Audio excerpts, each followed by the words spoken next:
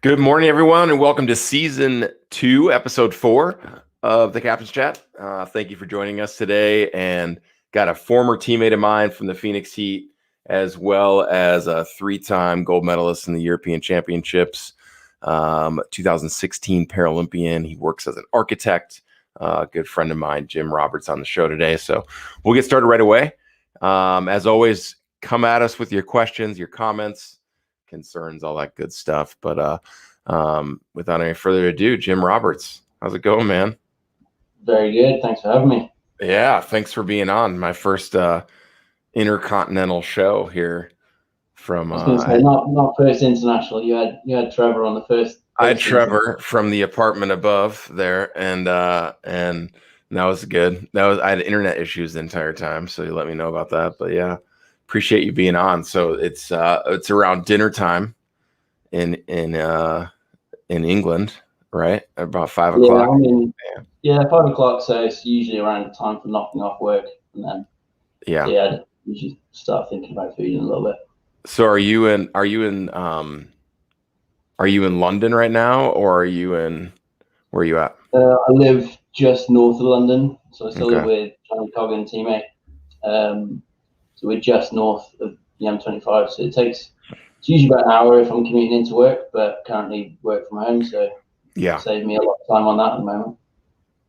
Yeah, no kidding. No gas money. We'll get into. I have a little game that you don't call it gas, but I have a little game later in the show that I think is going to be great for the viewers and for you, since you spent some time in the U.S., so you kind of know both languages pretty well, both words of like the same thing but different ways to say it, type of deal. So it'll be fun. But anyway, so like, how have you been during this entire, like, obviously this whole deal of 2020 and our last normalcy really was when we were in Leicester, England, at the Quad Nations. Well, where there was 3 teams, but it was still the Quad Nations. Got to stay on brand. But and everyone's getting ready to go to Tokyo, and everyone's getting gearing up, and all the top teams are battling each other to really close games, and then that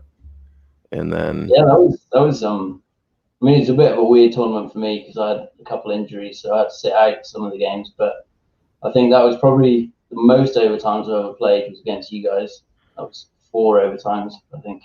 That was the game. That was the game that no one wanted to win. Is what that was. And being like our last tournament since that we played, we've watched way too much film of that. Like, I'm just so tired of watching that film. I think in the second overtime, like, I dropped a ball that was a game winner, and then I think you guys had a couple chances to win in regulation and the first overtime, and probably all 4 overtimes we all had chances to win. But it was fun. It was fun. Yeah, I mean, it was a good game. But I mean, that was the last time I got in the rugby chair in anger, I suppose. So there's not been anything since then. Obviously, games being postponed and all that's hopefully going to happen soon. Should be retired by now. Yeah, I think there's a lot of people in the rugby community that are like, wait a second, I should be enjoying retirement from the sport. What throughout this whole time, following your Instagram, you've been working out like a beast, and you did a lot of rowing. I think you like broke a rower or something, maybe some straps or something along the way. But any like crazy quarantine goals pop up? I know a lot of people have written a book. I don't know. I feel like you've rowed across the Atlantic. As far as like meters go, what's been popping up for you? So recently it's been more the skier than the rower, but so I've done 103 kilometers in January on the skier, so it's been a decent amount, I guess. 103 kilometers? Yeah, since the 5th of Jan, so like the last 3 weeks. How's that? So that's 100,000 meters, right? Yeah. That's insane. Yeah. Wow. I think my best book. But my main goal during the lockdown was to get my chartership done for my architectural stuff. So I had to do sort of a lot of record and diary and stuff and put all that together, which I won't bore the listeners about now, but it was was a big milestone for me to get that done in my career progression. So yeah, that's huge. That's awesome. I know it seems like I think that's definitely helped. I mean, a quick question on that, like, do you think that's helped you as far as getting through something like this, is having, a lot of athletes, like, they're an athlete and that's their complete identity, but I'm working full time. I'm sure it's kind of helped you kind of dive into that and not focus as much, or is it? Yeah. Yeah. So my firm has been like really good. As soon as lockdown started, they were like, you can just come like work full time. And that's really helped. So I just sort of thrown myself into that. I knew that there was going to be a transition period after the games anyway, so it feels like I've got a good jump on sort of my career, sort of following rugby. So yeah, I think it's been amazing for me, and I'd really sort of like tell any athlete out there, like, athletic careers are pretty short, and you really need to get like your backup plans sort of set in place so you know what you're going to do, and so that you're not sort of lost when it all comes to an end, I guess. Yeah, it's great advice, and I think for us as a team in the U.S. anyway, we really preach that at throughout the whole thing at training camps or whatnot, is like working on whether it's your brand or your school or your job, and trying to kind of say, like, yeah, the rugby career is great, but let's get you on track to succeed after this as well, because it's relatively short, except for people like me that have been playing way too long, but neither here nor there. Yeah, Johnny, this would be his 5th games, I think. So yeah. Is Johnny doing all right? He's been playing rugby since I think it was invented. Little Johnny there. So, he's at training now, so he's doing fine. That's all that guy does. He's a beast. Well, Kyron, I hope I'm saying that right, Rachel. But what's up? Shout out to him and playing in the Osprey. Is it Ospreys? Did I say that right? Ospreys. Yeah, the GB Junior Talent Team. Awesome, man. Yeah, right on. Hope you're well. So Johnny's a workout fiend. We all know that. I remember he came and worked out with us at SPOFIT at Ability 360 and going up the hills. I'm just like, how is this guy at 0.5? And man, I've watched that guy get ready. It takes an entire army to get that guy ready for rugby. But once he's in that thing, he is a beast. It's pretty awesome. So as far as wheelchair rugby goes and like your progression with it, I think I know kind of the story, but maybe tell us a little bit about how you got started in rugby. So I was in hospital from 2007 to 2010, and then I basically went. Ross also wants to know some dirt on you from Jim's. We'll maybe get into that later. That'd be like an after show. We'll do an after show on that one. Yeah, cheers, Ross.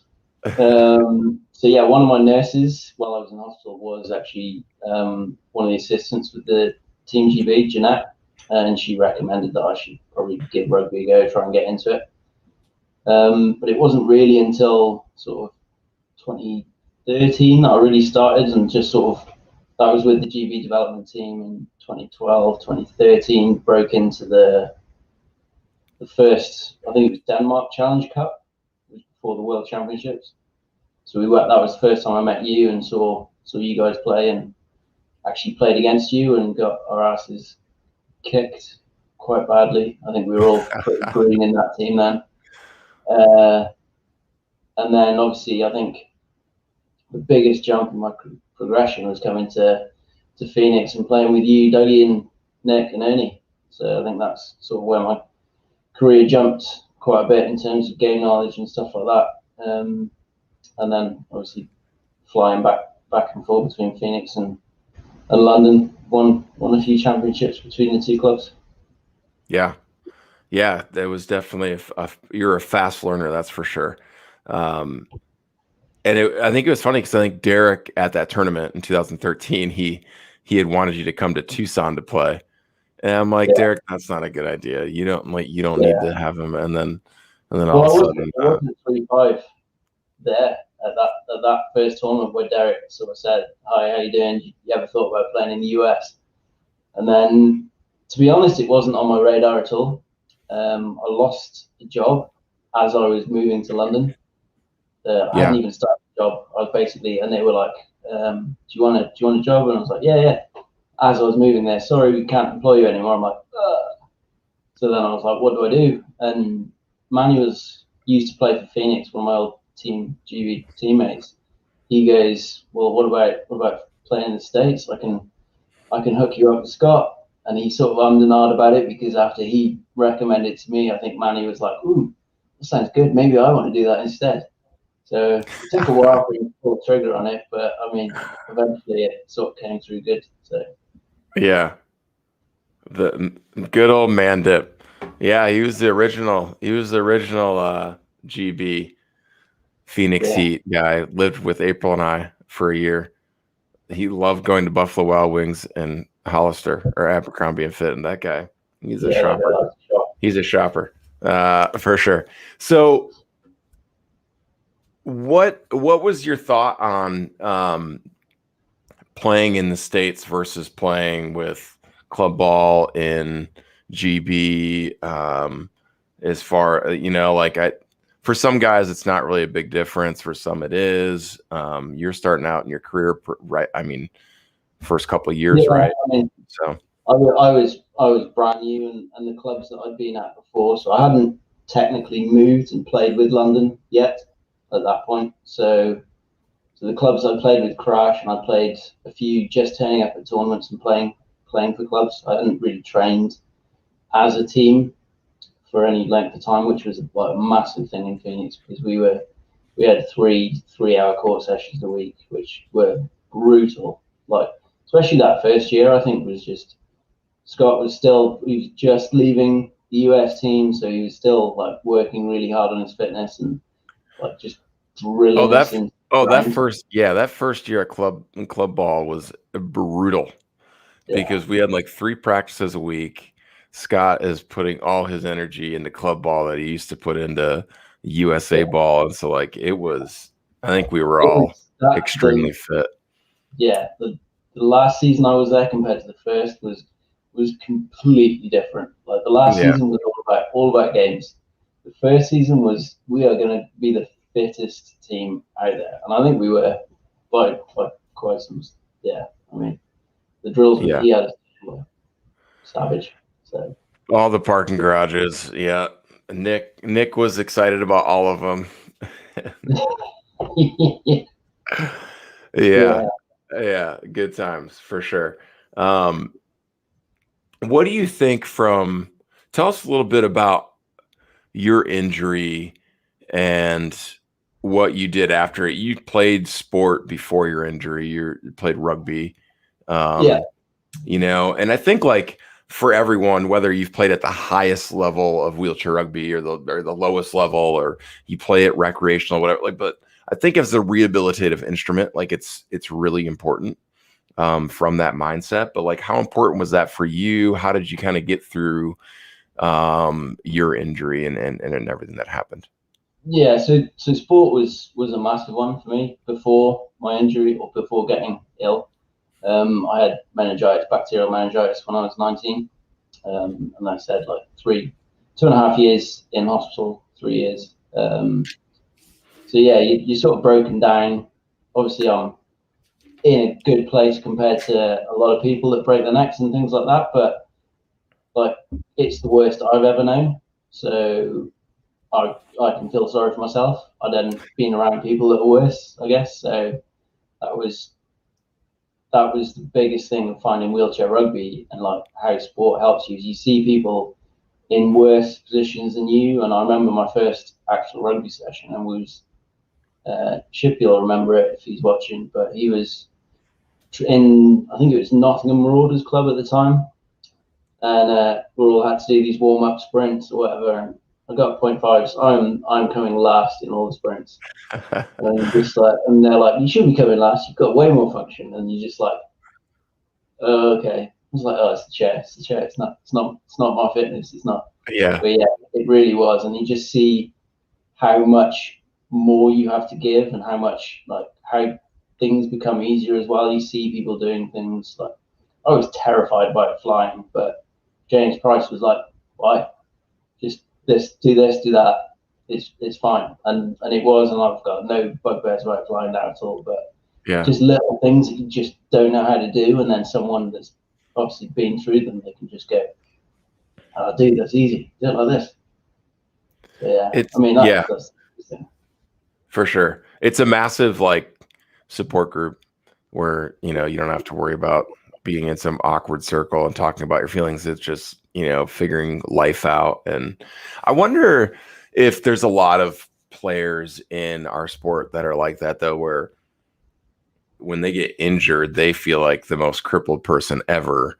And then they get around people and they're like, no, you've got way more function. Or like, you start drawing, oh, I have way more function than this person. I should probably be better at taking care of myself or better at my wheelchair skills or whatever it would be.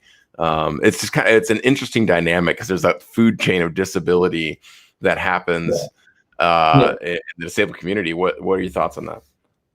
I mean, that was a massive one for me in terms of like, when you get a 0.5, like I shouldn't be beating you, and then you soon realize it's like, oh, I've got better hands than this person. I should be like helping them tape up, or like if there is no support staff there, then that's what we do. So we help each other do like the ones that can't do certain things. You just end up helping each other. And like you said, there's this massive pecking order, but at the same time, it was kind of, you soon learn your place and learn what it is. But obviously, once you've got more function, you've got to learn how to make the most of that. I think Phoenix did a lot of that for me in terms of not just using my function, but using it in the right way. So as part of the team and not trying to do things all individually, which is what I had been doing up until that point, I think.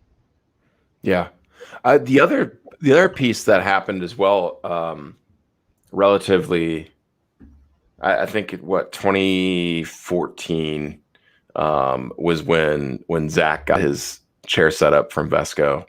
That shout out to the Vesco boys, and I'm on brand right there. Shout out to Vesco, and but no, like when he got that set up, because he had a lot of people talk to him about, you should do this, you should do that, you should do this, you should do that, and no one had sat like him in a rugby chair before. Yeah, like, probably the closest was Bond, but Bond sits a little differently.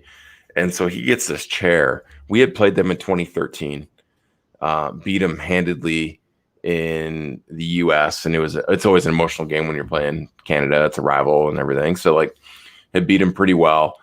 2014, like him from 2013 to 2014 going to World Championships, completely different player based on his chair setup and how much more. So like, and you made that transition too from like a chair that fit you. And obviously you're a fit player, but like how much like chairs, like innovation and chair setup for athletes with your level of function or your type of disability, how important is that? The biggest thing with the chair setup was the ball holder. So being able to sit to make the most of what trunk I've got, but then obviously not having the ball roll off your lap. Because if I'm sat with my knees up to create that pocket for a ball, then I'm immediately taking away some of the function I've got. So we're not really making the most of what we've got. So I guess by having that sort of level seat that almost looks like almost negative dump, just makes a big difference to be able to push the ball, push and open it up all that much more. Because you've got, I don't know, probably about 15, 20 degrees more of pushing angle that you can really hammer into a push. Yeah. So, and I remember, like, because I think it was the Best of the West tournament where I jumped in Zach's chair for the first time, and I hated it. It's obviously we just beat him, I think, in the final. Him and Ian. You sat in just filth right in his sweat. It was probably cold by then. It was like a puddle. So yeah. So I jumped in that chair, and I wasn't a fan. Just the way that his wheels cam was set up didn't really suit me. But the idea of having your knees slightly down and opening up your push did make a difference. So sort of persevered with it. Obviously, the Vesco frame's amazing, but I'm not sponsored, so I get to chop stuff up. Where I want to. Yeah, your chair for Rio is just a Frankenstein. Yeah. I get to take all the bits that I like off different things and put them together, so that it works well for me. And I mean, the frame's been good, and Vesco's done a great job. Same as Melrose. But the weird thing is, in my testing, all the testing that I've done, my fastest times have still been from Melrose, where I was sitting with dump, which I don't really understand. But that's interesting. Yeah, but the agility stuff's quicker in the chair right now. Agility, yeah. I'm assuming like even too with like so much hitting and newbie. Some of us just require a lot of help, okay, to get ready.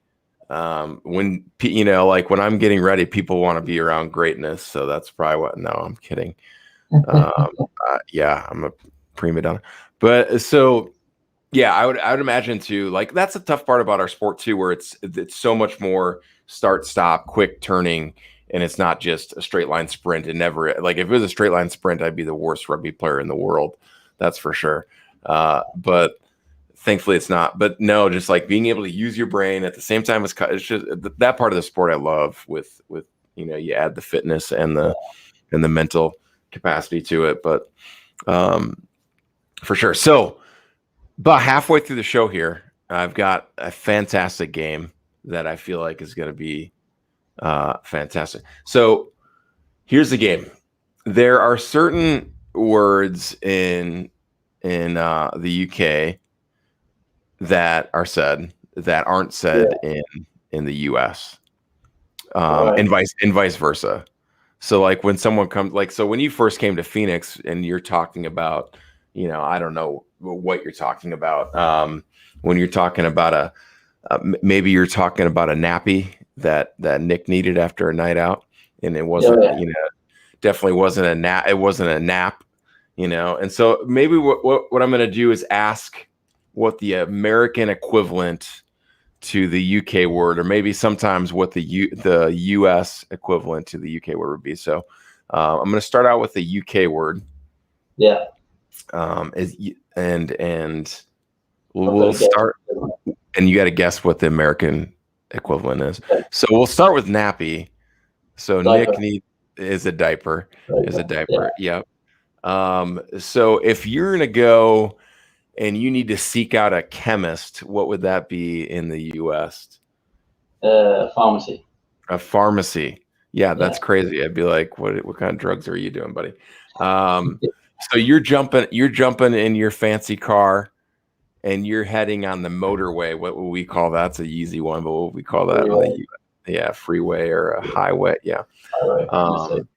This is the one that everyone knows, but in the US we call these French fries. But if you're gonna go to the UK and order French fries, you're gonna get something different. You're getting chips. Yeah. Chips. Little fish and chips. So in the US, you jump in your car, and on the front of it, there's a license plate. What do you guys call those over there? Number plate. A number plate. That makes no sense. Oh, hey, what about, speaking of Nick, if we're gonna call, hopefully it's not one. If we're gonna call Nick a dummy, or he's using a dummy, do you know what that is? Oh, in American? Yeah. Pacifier? Yeah, pacifier. He needs one of those sometimes too. Yeah. So if I'm using a period at the end of a sentence, I'm not using an exclamation point, I'm using a period. What do you guys call that? And full stop. A full stop. Full stop. Yeah. We watch soccer over here. This is an easy one. We watch soccer over here, but you guys call that the old footy. Yeah. Yeah. I'm not a big fan of it though. So. If I always end up playing this game with you, well, yes, you do, Francis. Yes, you do. Go, Francis. Hope you're doing well. If we're heading to, Francis, speaking of that,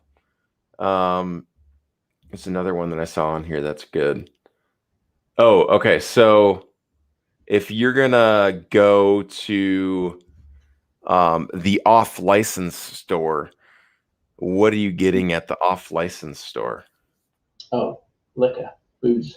Yeah, a liquor store. Although, just funny story, we don't have drive-through liquor stores in the UK. That was a whole different world in Phoenix. And you see all these like bollards and crash rams that are just bent and busted up. I was just like, wow. Yeah. Yeah. Well, I mean, Arizona, it's the Wild Wild West out there too. And like, you can drive through to get your liquor for sure. Yeah. Ask him about the fanny pack. The fanny. So let's see if we got a couple more of these good ones here. So if Gumby used to like to wear these before big games, you put on his suspenders. What do you guys call those over there? Braces, which is fantastic. Put your braces. Braces.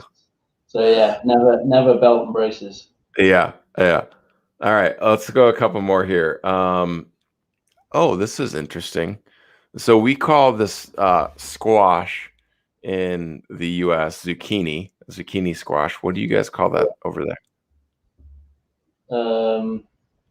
Courgette. Yeah, what is that? Do you guys really call it that? Yeah, it's courgette. So cilantro is coriander. Okay. And eggplant is an aubergine. So yeah, there's a few different ones for that sort of stuff. What is? Let's see. Maybe one more. Oh, another vegetable is eggplant that we call eggplant over here, but you guys call it a kind of a. Just did that one. Aubergine. Yeah, aubergine. Yeah. Aubergine. Yeah. Aubergine parmesan. Yeah. Doesn't really have the same ring to it, but. No, not at all. Last one here. What is the hood of a car called in the UK? Bonnet. A bonnet. Yeah, go into the bonnet, take a little peek. Any other good ones that I missed that you feel like are? Yes, trunk. Car just on cars. Trunk is a boot. Is a boot? Yeah. Okay. Yeah. You turn signals? You call them? What, indicators? Yeah, indicators. That was on the list. That's a good one. Yeah. I don't know why. Like, we just call it horse riding. I don't know why in America you have to like tell where on the horse you're going to be riding. So, like horseback riding. So they know where they've got to sit. Yeah, that's pretty good. That's pretty good. Yeah. Yeah. Fair enough. Well, okay. So that was fun. That was good. Francis enjoyed it because Francis took us to the off-license store in Leicester. Great store. Right. Pants? Is pants one? Yeah. So that's under. So pants is your, like, we call that underwear. So like pants is trousers for us. So trousers is your pants. But if I was wearing like underwear is the pants. Yeah. Palmer, what's up, dude? Long time no talk. Good old Steve Palmer. Restroom. Yeah, the loo. Yeah. The loo. Yeah. Oh. That's a good one. Yeah, for sure. Okay, so we talked about you coming to the States. We talked about us being, the best team in the USQRA history. Just kidding. I think you just made Chuck really angry. You just made Seth. Yes. Well, I mean, some people have a dog in the fight. I don't know if Seth does, but I think Aoki said his 2011 team, Andy Cohn and Riley's team. Yeah. But it's like anything. It's eras are different, and so is what it is. But as far as 2012, you were at the games. You didn't play in the games, but you were at the games and watching and saw the hoopla of it, and obviously had front row seats to everything. Not just rugby, but Paralympic movement. in your eyes, and maybe in your country as well, like how has that movement changed since you first started, or maybe since you could remember Paralympics? And for me, the Paralympics were, who was it, like the 2012 Paralympics were amazing, and they did such a big thing about inclusive and like every event was sold out. Like the rugby was, I think I only got tickets to the final, and it was like, it was rammed. It was ridiculous. It was so loud. I was like, yeah, kind of be cool to be a part of this. And I think it has done a lot for disability awareness in the UK and sort of like pushing that. Just the same way that then the Invictus Games, which was like 2 years later, went on again.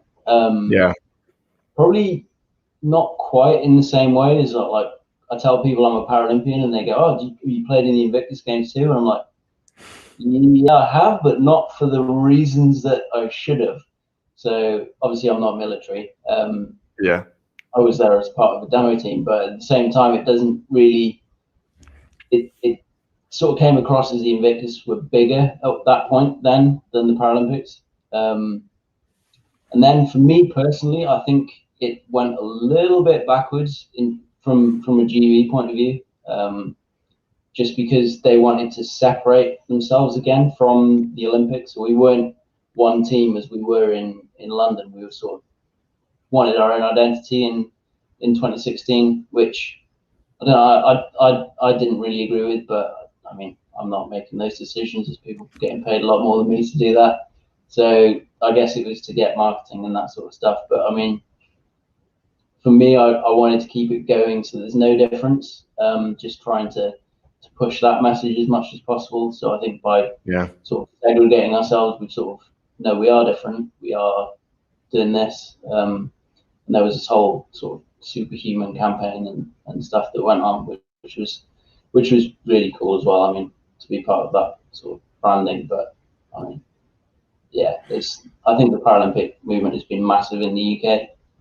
But I was amazed in the US, I guess, because the US is so new. It's like everything in Phoenix is accessible. You don't have to worry about it. Whereas if I go to London and like go out with my best mate, we go to a club or something, we'll end up down 40 flights of steps in an underground basement because that's where all the clubs are. There's like none. So, and you end up having to climb up and down steps and stuff. Whereas in Phoenix, like everything is on the level. You know there's going to be a disabled toilet wherever you go. And it's, so I think just because the country's so much newer, you get all that infrastructure in, and it's not really, there's no sort of barriers straight away. So that makes a big difference too. Right. Yeah, for sure. Well, and Phoenix is a cripple's paradise too, because like it's hot, it's flat, and it's accessible.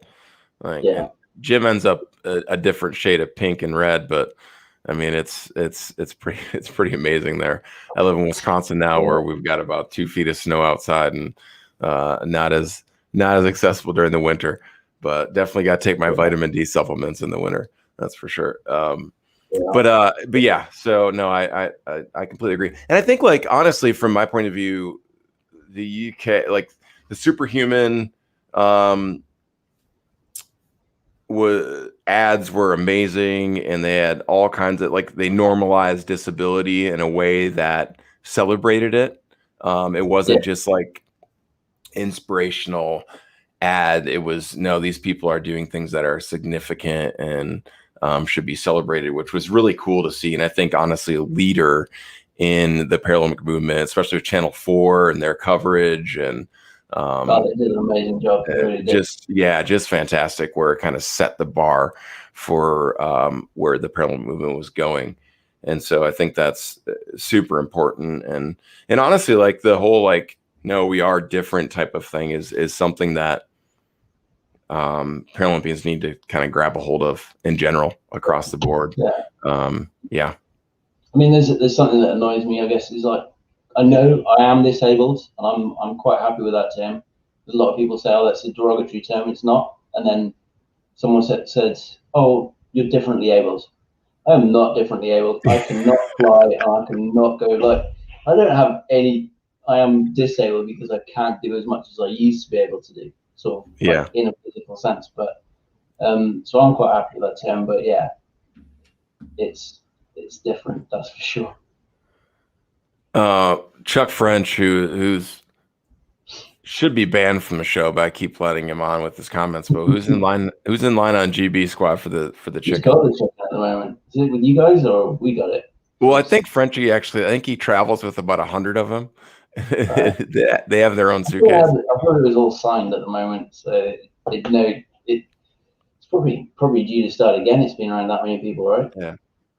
Is there a Frenchie equivalent on the GB staff? Is there someone that is? He's kind of one of a kind, but yeah, Lee does everything. So I mean, we did obviously lost the funding after 2016. So yeah, we were down to bare staff, but yeah, I don't think I'd get away with comparing Lee to Frenchie. Yeah, I wonder, Frenchie, I wonder if maybe you can do you want an interview? They got their funding back, so maybe we can get you an interview for the GB squad. Chicken holder, chicken grabber. Yeah. Obviously, the funding has been sort of reviewed and looks like it'll be kicking in as of April. So I'm not sure what there else is on that. So that's good for the guys. Are you getting a pay raise? I haven't seen any of the paperwork yet, so fingers crossed. Yeah. Right on. Now, so a couple things that I want to kind of end on here before we get into our final little rapid fire game. But wanted to talk a little bit about maybe tips for athletes that want to get better. I know there's a lot of people that watch the show that want to get at the final level, the top level in Paralympics. Frenchie's holding out for the Brazil job. Smart. Yeah. Nice. Head coach of the Brazilian national team. Wondering what your tips are. I mean, you've put in a lot of work. Obviously, you like working out. I don't know who likes to row as much as you do or ski as much as you do, except people that are actually rowers or skiers, maybe. But obviously, you've put in hard work to get to where you're at and with your fitness. But what are those tips for athletes that are trying to get better? I mean, wheelchair rugby is a weird one because it's so offensive.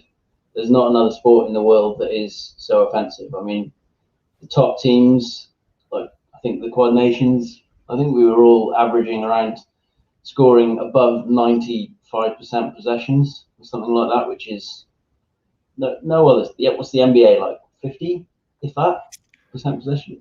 Probably I think usually NBA is they go by points per possession, which is probably about 50% of a basket. I think it's if they're doing 1 point per possession, they're doing well. So in terms of wheelchair rugby, I'd say fitness is to progress is important, but it's not the be all and end all. You really got to have your mind in the right place. And that's being calm on offense. You can be. I think Ashley said this to me when I very first started, and it took me probably 3 or 4 years before it properly sunk in. It's fire on defense and then ice on offense, and that's sort of learned a lot of that actually putting it into practice in Phoenix. It's we had sets, we knew what we were doing. It's when you start going off and trying to do things by yourself and trying to be the game changer. That's when you get into trouble. What you're doing because it is such an offensive game. There is options. There always will be options for an offensive play. So it's getting to know the patterns and really working with your teammates to understand what they're going to be doing, what you're expecting from them as well. So that's the biggest thing is getting into a habit of playing with people, and all if you're in a team and you're mixing out players, is knowing what that team is about and what their patterns they're setting, what they want to be, what the ideal set is for that team, and then you go a long way to being good. It's fitting in. It's not because it is such a team sport. There's not really that many sports where you need to rely on as many of your team members as ours. I don't think so. Just getting that chemistry is a good thing, but knowing offensive sets, I think that's probably the biggest thing in wheelchair rugby. Yeah.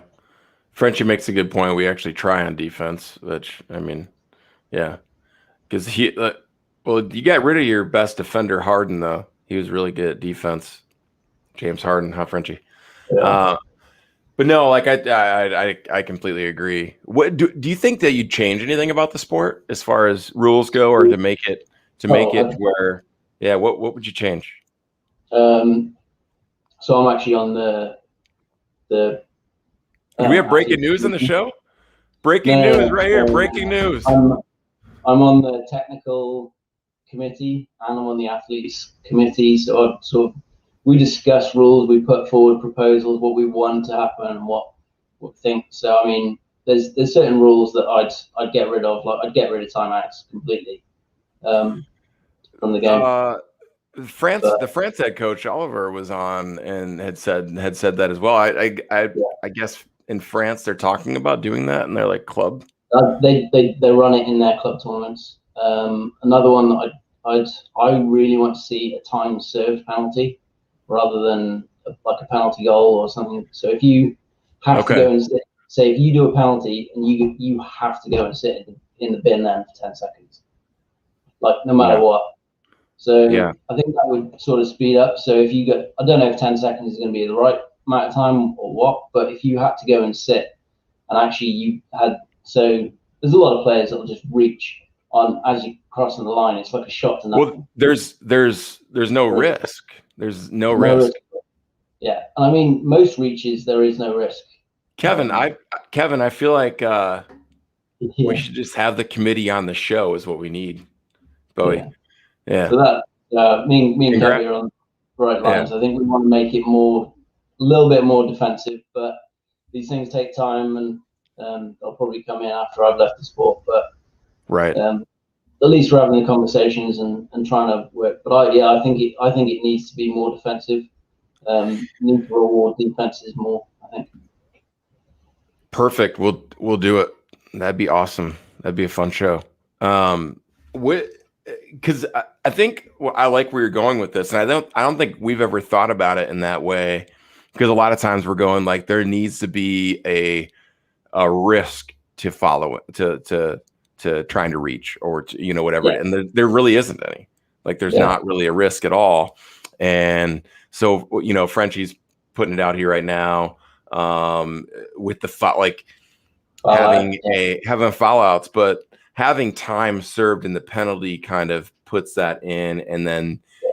I mean, we did discuss fallouts, but you know how wheelchair rugby is. Like each team usually has one or two players that literally makes their team go. Run through those players. So if suddenly if that guy's out, then it's a whole game changer. So I think that would probably be a little bit harsh in our sport because we're not that big of a sport. But yeah, that's sort of why I was leaning towards it. A more time served. So if you're reaching, which you like to do, and you get a foul, Kevin's gonna call you for a foul here, and so you serve. Let's say you serve 20. Like you have to serve 20 seconds, and we have the ball. So we would want to score as fast as possible to make that. Yeah. That's very, and then that's where like the hockey of it comes in, where you're having to kill a penalty type of thing. I mean, there's obviously twos and throws, and I think because when someone looks at the game and someone's in the bin and they're like, why aren't they scoring? Then you just see like the team just passing, they're like just killing 40 seconds, and it's so boring to watch. And the end of quarters, I know it's like a real tactical part of the game where you're sort of managing the clock down.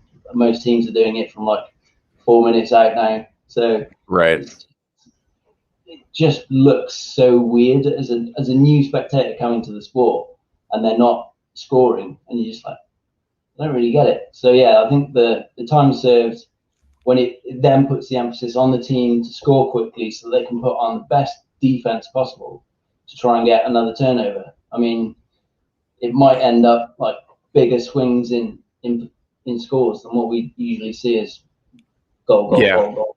Yeah, for sure. Well, I think like too, our sport is. I mean, as far as like, I like that it's every possession matters. Like you talked about 95% scoring rate. So I think in games in February and most games between top international teams, you're looking at like 6 turnovers combined a game. So like it's like those turnovers when you get Yeah, one, they're huge because you have the 4 bailouts. You have the 4 bailouts for yeah, timeouts that take that away as well. And if you don't have those, then but the biggest thing is that there's not that much ebb and flow to the game, which is ebb and flow as far as like just momentum changes. Where in yeah, basketball you've got 2 threes and a 2-pointer, and all of a sudden you made up your 10 points or whatever it would be, and and so like it's just down 10's not that big a deal. Down 10 in our sport would be like there's no coming back. Down 5, you're not coming back. Down 3, yeah. sometimes you're not coming back. So yeah. Yeah. Five is you got to be good. 10 is You were never that's in it. bad Yeah, kick. yeah, for sure, for sure. No, that's great. Those are really interesting and definitely I'm sure a fun committee to be a part of, and trying to make our sport better for the next generation is always neat. I think maybe Kevin, I don't know what you think about this, but maybe we do a little fighting like they have in hockey. We get the .5s out there slapping each other a little bit, maybe. I mean, who wouldn't want to see Johnny versus Jeff Butler for a minute, right? Be pretty funny. That would just be fantastic. A little fighting involved. Hey, as we wrap up, what's your favorite memory from wheelchair rugby? Maybe for unique for you, maybe your favorite international memory, your favorite memory in Phoenix, and then maybe your favorite memory starting out. Let's get 3 of them. I guess favorite GB memory would probably be winning that first European Championship back in 2015. Yeah, 15. And just because that was like the ticket to Rio, that was the big deal. Like, we got the ticket, and that was pretty cool because it was sort of like the group of us that had come through as well. Sort of that, I guess 3 years, 2 years that we've been together. Yeah, because it was Gavin coming up and you and Jamie and then obviously Johnny being there forever. But yeah, we'd sort of all sort of coming through and sort of taking over the reins of it, which was pretty cool. I guess Phoenix memory. I guess can't really talk about El Jefe too much. But good old El Jefe. Yeah. No, I mean, I think that second championship was probably the coolest one. But I think in terms of tournaments, I think the best of the West, where we played, I think it was Zach, Ian, Wilsey, and Pico as a line, and like we burnt all 4 timeouts within the first quarter. Scott's going absolutely bananas, like chewing on my ears, like you're not coming back after Christmas. Like you're not. Why did we ever bring you here? That was I think it was the second year that I was there, but that was like because Ian and Wilsey were over 45, they could play a point down. So it meant that it was like a ridiculously good game to be a part of, and that was probably my favorite memory. And just sort of telling. Was that at the Phoenix tournament? No, that was in Best of the West. In Best of the West. Okay. Yep. I remember. Yeah. In Balboa Park. Yeah, Balboa Park. Yeah. Yeah. So that was probably my favorite game whilst being part of the Heat. I think just the amount of on court niggles, and I think that was probably my favorite. It was a good team to be a part of because we obviously had the not top 10 during the season. I was just gonna say. Yeah, I don't know. Like, yeah, you still own that one, right? Well, so here's the story for the audience. So We had the not top 10 when Jim was there, and probably a little bit before, a little bit after Jim. But like when Jim was there, we had the not top 10. And basically, we had a good run where we didn't lose a lot of games, for the time you were there. And so like the not top 10 was specifically 4 games. And we were more petrified of like doing something stupid during a game. So everyone on the sidelines is making fun of us than we were like actually messing up. And so we're at Nationals. We're playing Shepherd Smash against Rob Deller. And I stole the ball. I turn around. I go down to score. And I take a dribble. And I dribble it off my front end out of bounds. So it just starts ricocheting. And I'm racing to get it. Because I'm like, there's no way I'm letting that ball go out of bounds. Like, these guys are going to make fun of me forever. I'm not doing it. So I go all the way down. I run into Jake Zunich, smash into him. And then the ball goes out of bounds, and then you can see me just hanging my head like I just like the old State Farm commercials where you're like a good neighbor, State Farm is there, and that makes you disappear. Like that's what I wanted to do. I wanted to disappear. Yeah. And so everyone's just making fun of me. Been on it. Well, at some point though, the only person that hasn't been on it is Scott because he's no. Well, yeah. Well, I mean, low pointers can hide their mistakes, but. Yeah. The worst of this one is I'm on the night and they're like, you're number one. I'm like, hey, you're probably right. Well, the next morning, a video pops up on Facebook. And sure enough, our little redheaded Brit over here that morning you can hear him eating his cereal in the background. And he made a clip of this video of me messing up. And it's all over Facebook, and I'm just like, this is taking it to the next level.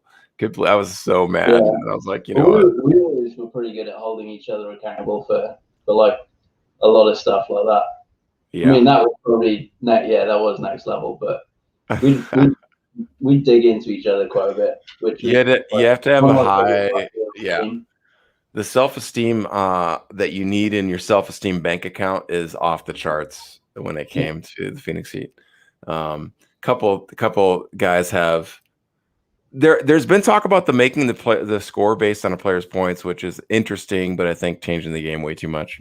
And then I think there's that when we have the rule changing committee on, Kevin has a story for us, I guess, about quads fighting in Disney, and now they're not allowed back, type of thing. But there's probably a couple of reasons why they're not allowed back. But a couple things. That was one of my favorite memories, is you doing that and putting that on Facebook from you in Phoenix. That was hilarious.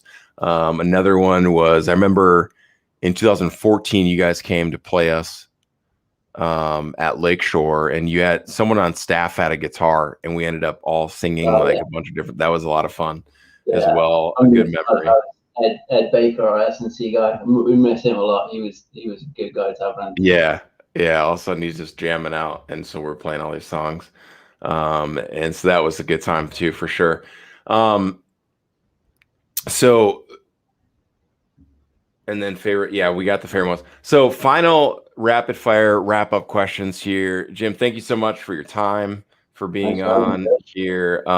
Great conversation. And, I think we're gonna have a lot to talk about here in the future with some of these rule changes, because you bring up some good points, and, really neat to see that committee doing some good change for our sport. So with that, let's get some rapid fire wrap up here. Okay. 1-word answers here. Some really fascinating questions. What is the color of your toothbrush? It's wooden. It's a wooden one? Yeah. You have a wooden toothbrush? Wooden toothbrush, and it's got like bio head. So it's like bamboo bristles. All right, Mr. Fancy Pants. Okay. Who do you admire the most? So in terms of Colin McRae. Who? To give a bit of context, so Colin McRae was a world rally driver. He died a few years ago in a helicopter crash, but he sort of this never sort of surrender attitude. So one example, I'll give 2 examples. Is one, he was part of a team in '95 that was winning the World Rally Championship, but his teammate, who was in the other car, was the preferred driver, and they were telling him to slow down and they were putting team members on the track to try and slow him down, whereas he was just full noise straight at them. And the second example I give of his sort of no will sort of, or no die attitude was so he competed in the X Games, and he was winning by a long way coming around the last corner, but clipped an edge of a jump and rolled the rally car. And the people that were there, they said he was changing down gears as his car was flipping over, just in case it landed on its wheels and he could go again. So, I mean, if that doesn't say like an attitude that's pretty hardcore, then yeah. Yeah.